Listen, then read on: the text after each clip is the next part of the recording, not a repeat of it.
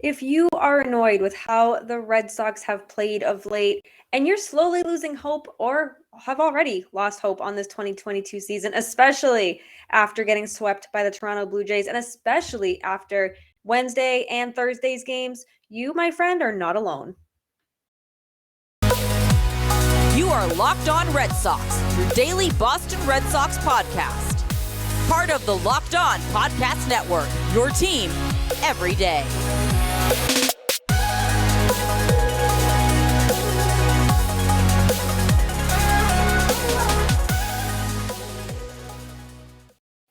Today's episode is brought to you by BetOnline. BetOnline has you covered this season with more props, odds, and lines than ever before. That's BetOnline, where the game starts. Thank you for making Locked On Red Sox your first listen of every single day. I am your host, NESN's Lauren Willand. If you're watching on YouTube, we will get this graphic situated in short time. But there's a lot to kind of take away, or maybe not even a lot to take away from how the Red Sox have played the last two games, because it's just been kind of the same old song and dance. We are going to talk about Thursday's game. We are going to talk about this offense and the struggles it's just had, not just this whole season, but in particular the last 2 months. Also have some injury updates for you, some not great news on James Paxton, some better news on Nate Eovaldi, and we're going to talk about Tristan Cassis and Conor Wong and just why specifically Conor Wong is definitely deserving of a call-up probably in September. But let's just talk about Thursday's game. Let's have a little therapy session, shall we? Because for the second straight game, the Red Sox squandered an opportunity to walk the game off against the Blue Jays in extra innings. Wednesday, they lost 3-2, and Thursday, they lost 6-5. And now both of these were very, I'm stressing the very here, very winnable games. But the offense continued to play this annoying, desperate baseball that has been such an ugly trend for this team. Like I said, not just all season, but in particular, these last 2 months. So, just how ugly was Thursday's loss? Oh, I don't even want to tell you, but let's start with the 8th inning. Reese McGuire tripled to lead off the bottom of their frame, and the Red Sox failed to score. So, yes, runner on third, nobody out. Bobby Dahlbeck and Tommy Pham struck out swinging, and Rafael Devers grounded out to end that threat. And then came the 9th, where they showed some life. And if you were watching the game, you were probably like, yes, this is the exact time, the perfect time for the Red Sox to walk off with a win, end this series, salvage a win from this series. No, because it's the 2022 Boston Red Sox. Why would they take advantage of runners in scoring position? Why would they take advantage of bases loaded, nobody out? Yes, I said bases loaded, nobody out, because that's exactly what happened on Thursday. JD Martinez singled, Xander Bogaerts doubled, and then the Blue Jays intentionally walked Christian Arroyo to load the bases with nobody out. So, okay, perfect. The Blue Jays loaded the bases intentionally, and the Red Sox did not take advantage of this. Franchi Cordero struck out swinging. Kike Hernandez grounded into a double play to end the game, to suck the air, what was left out of Fenway Park. And I've said this several times about demoralizing losses. This one, 100% more than demoralizing. You have the game right there at your fingertips. And like I said, same old song and dance. They cannot get anything done. And Boston went 3 for 20 with runners in scoring position, left 12 men on base. You can't do that. I just feel like we've talked about this all season, right? Runners in scoring position, leaving men on base. It was the theme of this season, the theme of this summer. And here we go, doing it all again in the most crucial time of this season, when no, the wild card is not out of reach technically. I don't think, especially after this series, and especially with the Baltimore series last weekend, I don't think there's any chance the Red Sox come back from this. I know that there is, like I said, technically, mathematically, there's still a chance, but when you watch this team play, this is not a postseason team. This is not a team built for October, and it's not the injuries. That's just the reason for the Red Sox not producing well offensively this year. And maybe it's just like, well, again, the injuries, you have people like Franchi Cordero playing first. You have people like Franchy Cordero not being able to hit in crucial situations. And when you have Alex Verdugo, who was not in the lineup on Thursday, on the bench, maybe you're thinking, well, why didn't Verdugo pinch hit for Franchy Cordero in the 9th inning? Alex Cor did say that Verdugo was not available to hit, but he was available to run. Not really sure what the reasoning was. He didn't elaborate too much, but Alex Cora, who has said the same thing, I feel like over and over and over again, he said, it's got to be better, man. That's the bottom line. You see the difference with them. You see George Springer putting the ball in play. They didn't get a single in the last inning. It was a ground ball to shortstop to advance the runner. They put the ball in play with 2 strikes and great base running play, and they score. And this is a huge talking point, I think, because it's not that the Red Sox they're not just hitting, but they're not making good contact with the ball. They're not trying to put the ball in play. They're at the plate and they're trying to swing for the fences. They're playing desperate baseball. They are swinging at pitches that are so far off the plate that you're wondering, what the hell are they even seeing? And it just makes you go bananas, because this team should be better than what they are, but they're not. That's just the bottom line. They're not. And this is the 2022 Red Sox. So yes, they have to be better. They have very minimal games left to be better. And I don't want to see any team just throw in the towel, especially with 35, 33 games left. But watching this team becomes very painful when they have the bases loaded and nobody out with the game on the line. All you have to do is hit a bloop single, hit something maybe deeper to the first baseline. It's just bananas. I don't understand why this team can't hit. And Trevor Story, who has been out since July 12th, I went and looked at some stats because he was leading the team in home runs and RBIs, or very close to this. He was being second on the team. So I was like, okay, let's take a look and see where he still stands. This is how bad the Red Sox offense has been. He has not played. Trevor Story has not played since July 12th. He remains second on the Red Sox with 15 home runs and 58 RBI, despite being sidelined for more than a month. This is how bad the Red Sox offense has been. And he should be coming back from his hairline fracture, hopefully very, very soon. He did go 3 for 4 with a home run, an RBI single, and a double, and scored 2 runs in the second game of his rehab assignment for AA Portland on Thursday. He has not played since July 12th, and he still is top 2 on the Red Sox in 2 offensive categories, 2 big offensive categories. I do not know. I cannot wrap my head around just how bad this Red Sox offense has been when you have players like Rafael Devers, Xander Bogaerts, JD Martinez. And no, they're not big problems. They've done what they can in certain situations. JD Martinez has hit slumps throughout this season, yes. It's mind-boggling.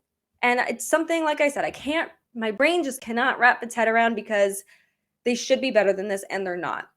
And there's no excuse for it. No one is sitting here making excuses. At least Locked On Red Sox is not making excuses. They need to be better. They 100% need to be better. But I think if they do figure it out on August 26th, when they do welcome the Rays to Fenway Park, it's going to be too little too late. It's just, you had all this opportunity to fix the wrongs and correct what was wrong, right the ship. You had an amazing June that you should have been able to build off of in July, and they didn't.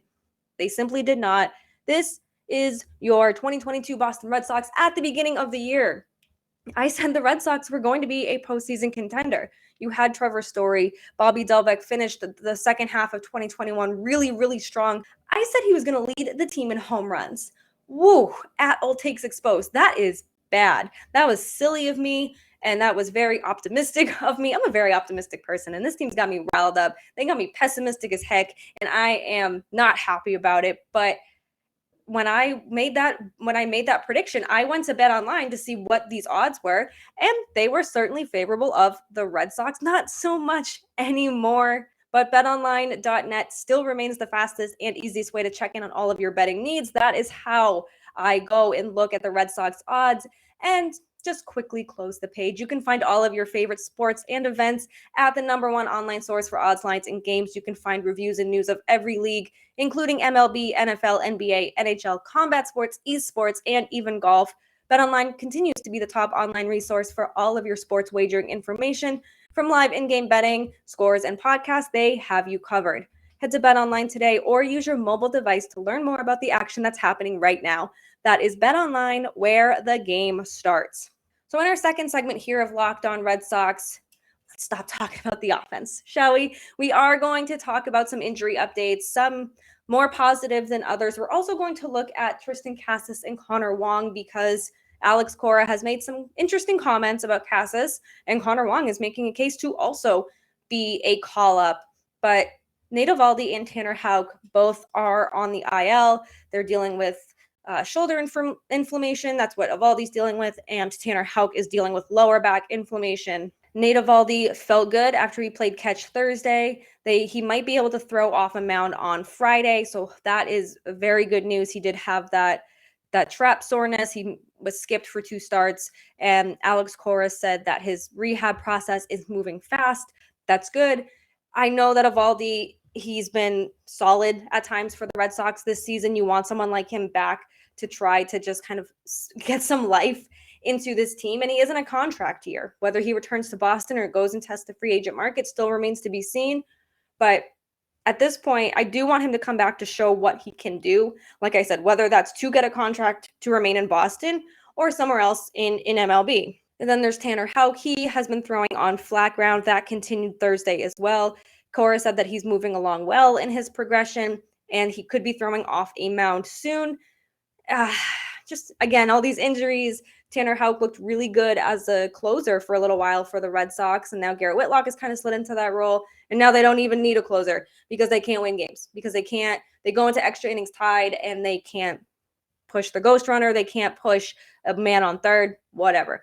And getting Tanner Houck back certainly would be good to just kind of get him those reps again, going into an off season where he'll have a full off season to hopefully have a defined role for what he means to this team and what he's going to do for this team going into 2023. And then there's James Paxton, good old friend James Paxton. He's not pitched this season because he was recovering from Tommy John surgery. He is done for the year. He will not pitch at all this year for the Red Sox. He has a grade 2 tear in his lat. That sounds incredibly painful. You obviously need your shoulder and your lat muscles to be a pitcher, and it's unfortunate. You never want to see somebody go down. Paxton initially hoped to return before the All-Star break, but then he had the elbow soreness in early May. He was shut down from throwing for a few weeks. It just, nothing went right for Paxton in this season. He did resume throwing in late May. He had the rehab start where he was pulled after retiring the first 2 batters, and you were just thinking, darn. Like, he looked good in those first 2 batters, got them out, and then he was removed from the game. And it's unfortunate that he now is shut down for the season. And there's a lot of questions about his contract. So the Red Sox signed Paxton to a 1-year, $10 million contract with 2 option years. And so now Boston has to decide whether to exercise both years. And if they do, it's going to cost them a total of $26 million when this coming off season begins. If the Red Sox decline those options, Paxton has the ability to opt in for 1 year and $4 million. So I think it would be obviously smart for the Red Sox to decline it, and then Paxton can opt in for the $4 million. It's still not ideal because you have no idea what you're going to get from this guy. You have no idea how he's going to bounce back from the lat tear, if he's going to deal with any more setbacks in the offseason. You obviously want what's best for James Paxton. You want to see him succeed, but you don't want to see him eating up money that the Red Sox could use to potentially sign Devers, Bogarts, bullpen help in the offseason, any help in the offseason. But hope he has a speedy recovery, a full recovery.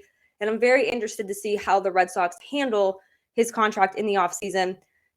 If they don't decline those options, I think there's going to be a lot of angry Red Sox fans, but we will keep you updated on that. That's in the offseason, though. We still have games to talk about. We still have players to talk about, and those players are Conor Wong and Tristan Cassis. Now, the big name here is Tristan Cassis. Everyone, I feel like, is just waiting at this point for him to get called up. He's tearing it up in AAA Worcester. He's been really, really good for the Blue Sox since returning from his high ankle sprain.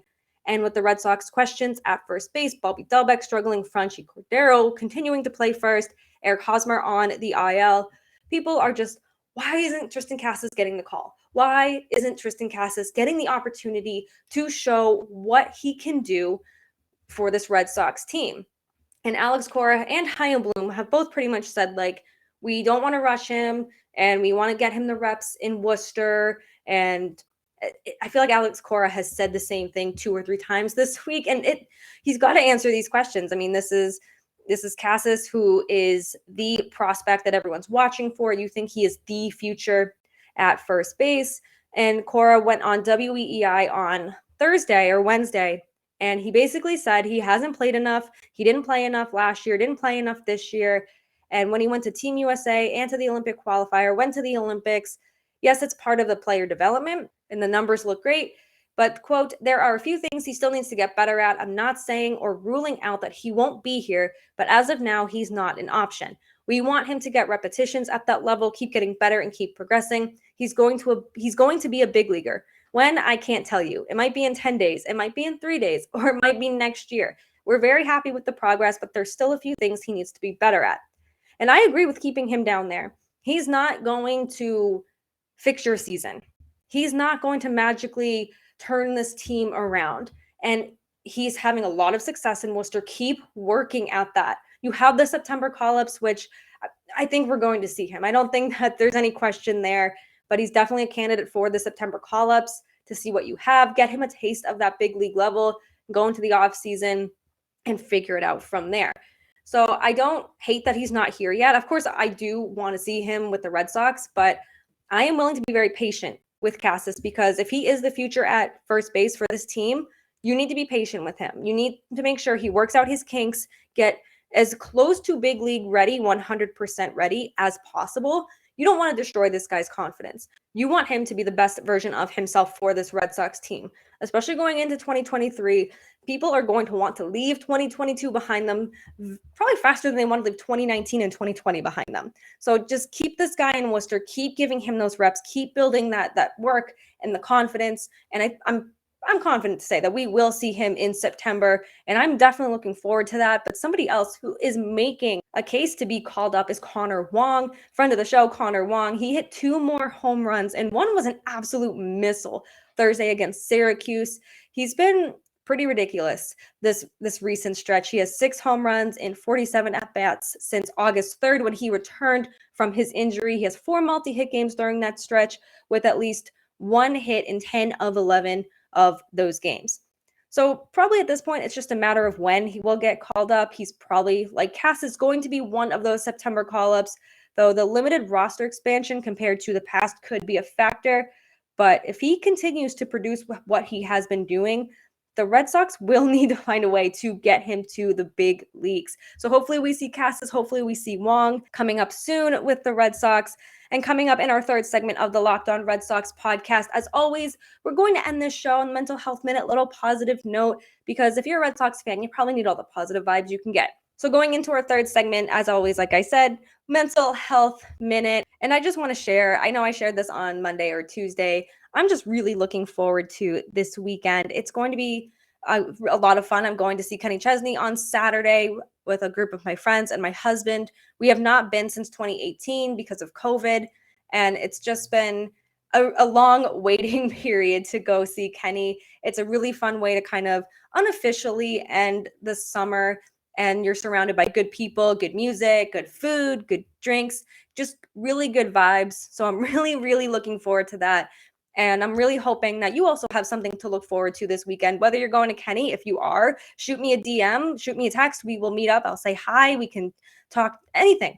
Even if you want to talk about the Red Sox. If you don't want to, I'd obviously understand.